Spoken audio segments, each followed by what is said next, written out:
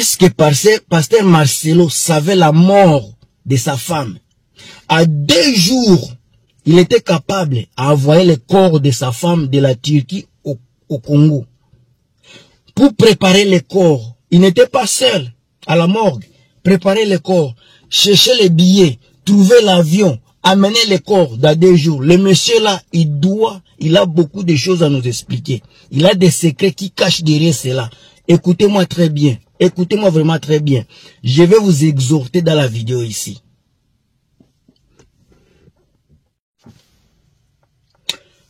Les conditions mystiques ont pris l'âme de Blanche Tounassi. Vous aviez vu les rites, les démonstrations au stade Tata Raphaël, comment les initiateurs dans les mafias, la franc-maçonnerie, comment elle était enjaillée de voir qu'ils ont réussi à prendre Blanche Tounassi. Beaucoup de révélations que les gens, les personnes normales ne voient pas. Ils ne comprennent pas. Regardez, retournez derrière. Joël Tatou, soi-disant prophète, il avait dit, il est au niveau de ressusciter quelqu'un. Sa dimension prophétique était déjà au niveau de ressusciter quelqu'un. Sa dimension prophétique était déjà au niveau de ressusciter quelqu'un. Nous allons voir le surnaturel aujourd'hui. Les paralytiques vont marcher, les sourds vont entendre, les aveugles vont voir, des signes et des prodiges vont se passer. Sa dimension prophétique était déjà au niveau de ressusciter quelqu'un. Mais regardez, la femme de son ami est morte. Il n'a même pas été capable de mettre même un petit doigt sur le corps. Je vais vous dire pourquoi toutes ces choses-là sont arrivées dans la vidéo ici. Joël Tatou, après avoir divorcé, les mystiques, les esprits mystiques, ils n'ont pas besoin de l'unité, de l'union, dans les foyers.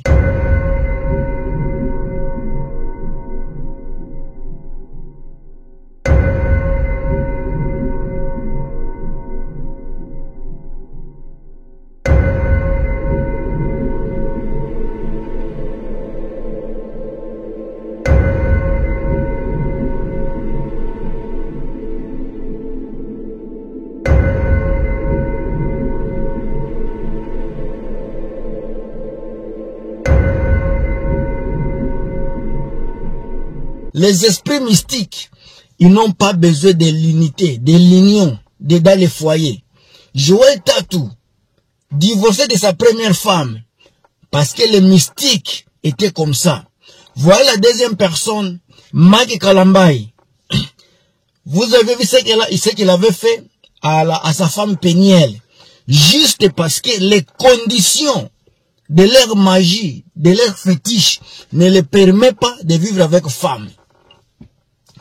Aujourd'hui, il y a Marcelo. Marcelo qui n'avait pas une autre façon de se débarrasser de sa femme.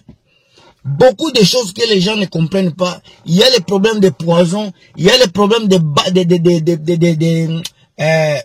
maltraitance dans les foyers de beaucoup de pasteurs. Alors, Marcelo n'est pas épargné dans cet élément ici. Regardez Moïse Mbie. Moïse Mbie qui a tout, mais il refuse de se marier également. Parce que les mystiques, les mystères de leur fétiche ne les permettent pas d'atteindre ce niveau-là. Puisque quand il y a une femme dans la maison, si c'est une femme vraiment qui est à commun accord avec toi, il n'y a aucune personne qui peut te gagner. Il y a toujours des mystères de protection autour de la femme. Alors pour épargner, pour s'éloigner de cela, pour que ces gens-là puissent bien exercer leur mission de fétiche de la franc-maçonnerie, ces gens-là sont obligés à se séparer de leurs épouses. Tous ces pasteurs congolais, vous allez les voir, ils se sont séparés de leurs femmes. Si vous allez au-delà même de nos frontières, vous allez voir Camille Makosso, il est dans les mêmes optiques. C'est pour cela Makosso, il est toujours là pour défendre la couleur et les valeurs de Marcel Tounassi. Puisqu'ils savent ce qui se passe dans le monde là. Alors mes chers amis, ça c'est la dernière vidéo que je vais faire concernant la mort de notre sœur Blanche Tounassi. Elle est partie. Regardez les musiciens au stade Tata Raphaël, comment ils se sont embarqués là-bas. C'était comme une compétition de chorale. Chacun voulait prouver qu'il est meilleur. Au lieu de pleurer, et ils étaient là pour ambiancer. Au lieu de pleurer quelqu'un qui est mort, il n'est même pas encore enterré, c'est eux qui dansaient, qui trémoussaient, qui ne passaient même pas qu'il y a les gens qui sont dans la détresse. La famille de Blanche Tounassi sont dans la détresse. Ils sont en train de pleurer. Mais eux, ils sont là pour s'enjailler. Vous aviez vu vous-même. Vous les aviez vus. Mais malheureusement, dans la communauté congolaise, communauté africaine, on applaudit que des bêtises. Au lieu de faire des répercussions de telles choses, la communauté africaine a tendance à applaudir des bêtises pareilles. Les pasteurs sont en train d'appauvrir la communauté. Les pasteurs sont en train d'induire la communauté africaine dans les erreurs. Dans les erreurs. Aujourd'hui, Dieu commence à les frapper également. Dieu commence à se révéler d'une manière ou d'une autre pour défendre sa population, pour défendre son peuple. C'est ça. Marcelo Tounassi, qu'on le veuille ou pas, c'est lui qui a bu le sang de sa femme. Qu'on le veuille ou pas, c'est lui qui était à l'auteur de la mort de sa femme. Parce que quand la femme a quitté la maison pour aller à Turquie, si elle est morte sur le lit de l'hôpital, donc il y avait déjà quelque chose qui s'est passé.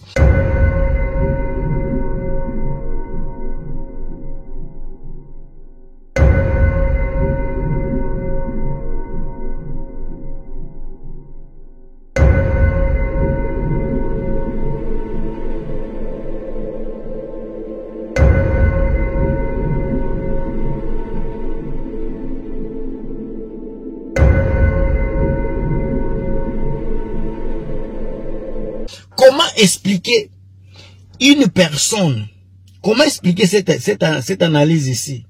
Une personne qui meurt aujourd'hui et sera transportée dans son pays dans 2 jours.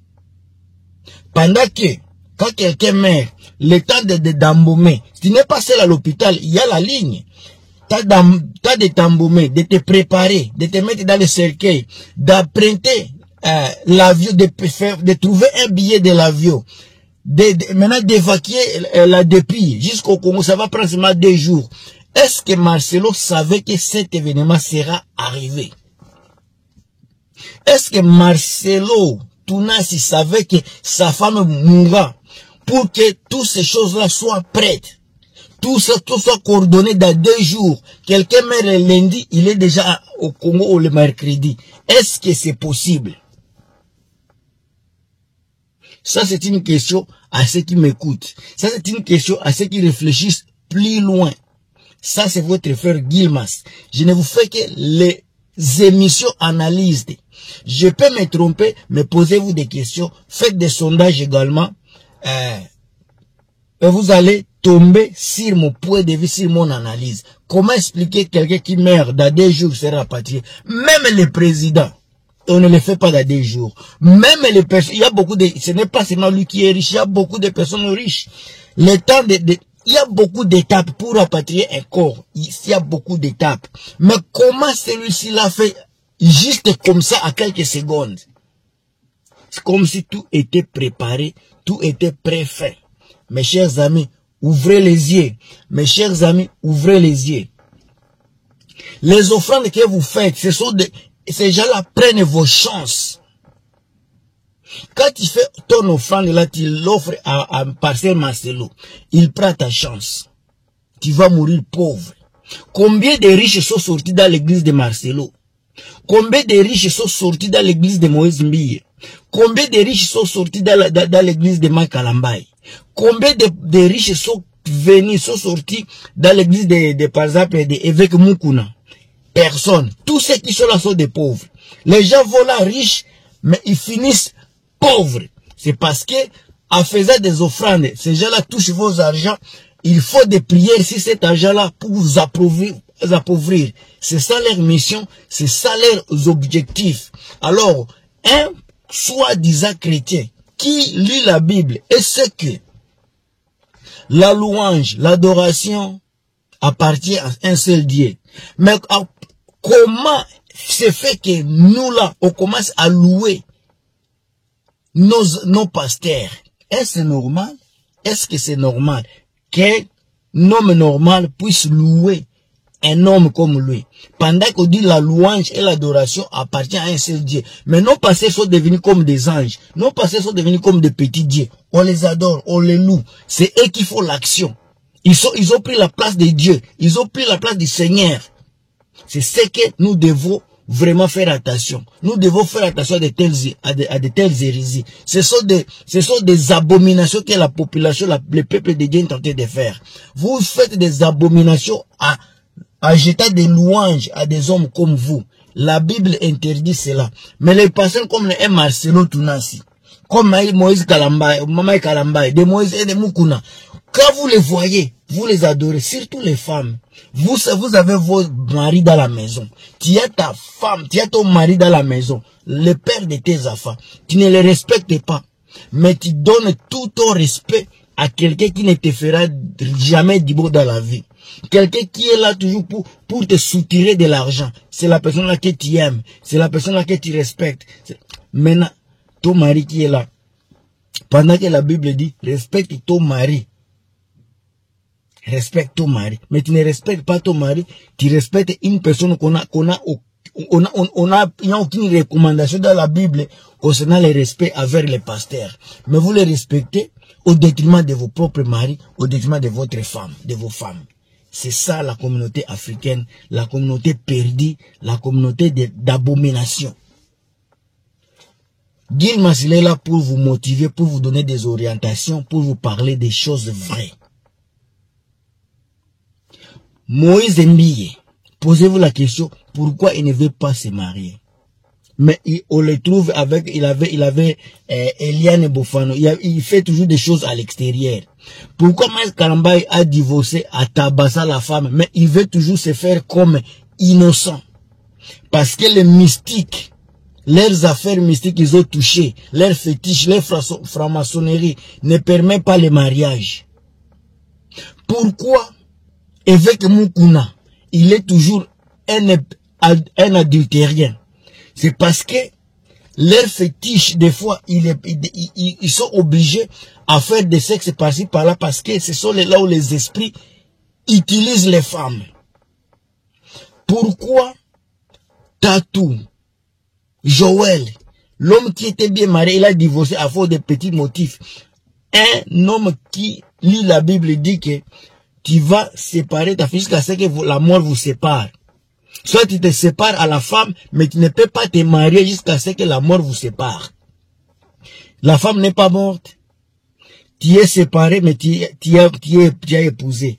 Les gens là, ils vont amener des petits versets pour convaincre leurs adeptes. Et ça marche comme ça. Ce sont des adultériens, ce sont des infidèles, ce sont des gens des incrédules, tous vos pasteurs-là. Mes chers amis, vous qui m'écoutez, ce sont des réalités. Il y a les gens qui ne vont même pas écouter la vidéo ici parce que je parle de la réalité. Si je faisais des baises, tout le monde sera là. Noko alobi nini, noko alobi nini, muyomba nasema nini, muyomba lisema nini. Ça, c'est vous là. Mais les réalités, quand je vous donne des réalités, les choses qui peuvent sauver votre vie, vos foyers, votre argent, vous me prenez comme des... Vous me prenez à la légère. Raconte depuis que tu as commencé à donner de l'argent dans l'église. Combien d'argent tu as dépassé dans l'église? Et si tu épargnais cet argent-là, tu pourrais avoir combien d'argent aujourd'hui? Une question seulement.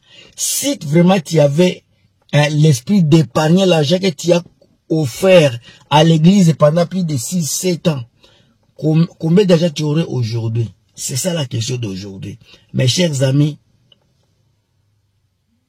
vous êtes perdus, vous êtes dans la perdition. Cherchez encore une fois, cherchez la vie éternelle. peuple congolais, depuis longtemps nous dénonçons ces choses. Comment aimez-vous la mort? Comment aimez-vous la mort? Ce qui s'est passé, c'était une cérémonie de sorcellerie, de magie nécromancienne, comme je vais le démontrer très brièvement.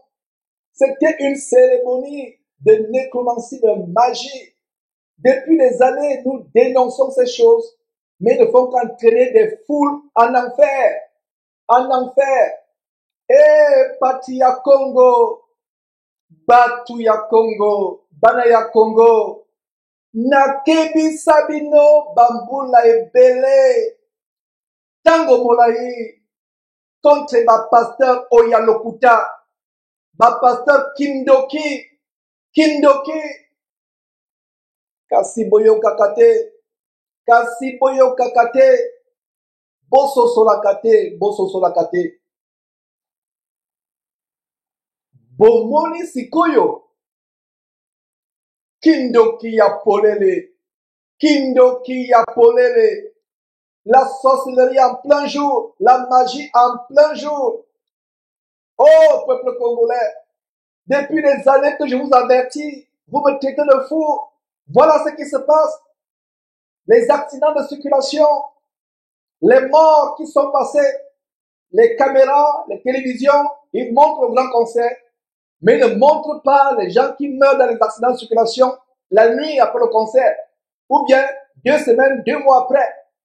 Ils ne montrent pas les fausses couches, les femmes qui divorcent, les enfants qui meurent, les familles qui sont détruites. C'était la magie nécromancienne en plein jour. C'était la magie nécromancienne.